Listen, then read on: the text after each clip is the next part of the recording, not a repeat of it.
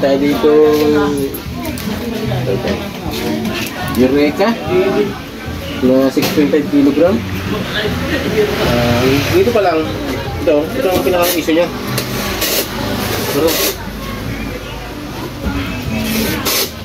Ito ang sira niya. Yan. Hindi siya nag-stop. Kahit ano, ipandar natin. Ngayon, saka lang siya under pag hawak-hawak mo. Pinahon mo na ano siya, yung spring. Kaya gagawin natin dito ay papanahin natin ng timer. Babakasya itong pinakang ibabaw. Tatanggalin nyo dito yung tatlong tornilyo yan. Yan. Ito. Yan. Para mabaklas ko yan, tanggalin nyo yung tatlong tornilyo. Tapos medyo masikip yan dito. Sisikwatin nyo yan ng flat screw. Yan. Bale. Yan. Ito ang timer nya. Yan. 6 wires ang timer nya. Ito malawang na. Hindi na mabaklas. Okay na. Bali, ito yung timer nya. Ang papalit natin dito ito. Ayan. Kaya siya ay naka-slant. Medyo, meron kasi siyang timer na, may timer na yung pantay lang siya. Yan, ganito, pantay yung tornilyuhan. Ito, medyo naka-pahiga. Medyo naka-yuko. Kaya ito, hindi mo may lalagay. Kung itong lalagay mo dyan, hindi mo may lalagay dito yan. Kasi tabingi. Kaya dapat itong mismo nakatabingi ang lalagay natin dyan. Kaya, yun lang. Lagyan natin. Wire. Ito lang din yung lalagay natin. Brown sa brown.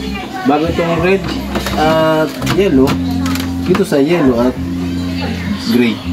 Kaya, sabitan natin.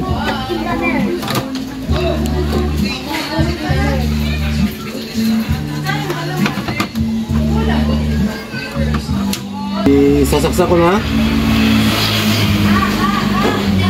Sasaksak ko muna. Susubukan muna natin kung gagana na, kung timer talaga ang sira niya. Tapos yan, mga live 1, live. Ikutin natin ang place. Ayan. Yan, reverse. Yan, maganda yung timer. Mahaba-haba yung ikot. Tapos forward. Ayos. Ganun lang yung pag-check nung itong napokapahitor. Pag-check nung kung sira ang timer. Ayan, ganyan. Ayan. Yung spring niya kumulas na rito. Kaya okay na siya. Igutin natin. Lagyan natin siya ng tape. Ito na, lagyan natin ng basahan. Lagyan natin ng powder. Tali mo na yan doon, mawabas na yan. Bukan natin siyang paikutin. Yun. Ang lakas. May nagkakalugan. May bato.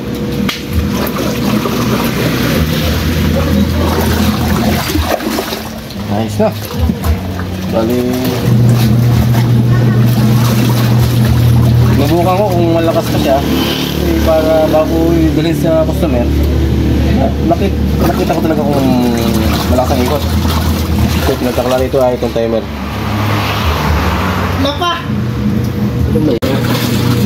Yun lang mga kamangyan, nagpalit lang tayo ng timer. Tapos tinig natin ng matagal. Okay na.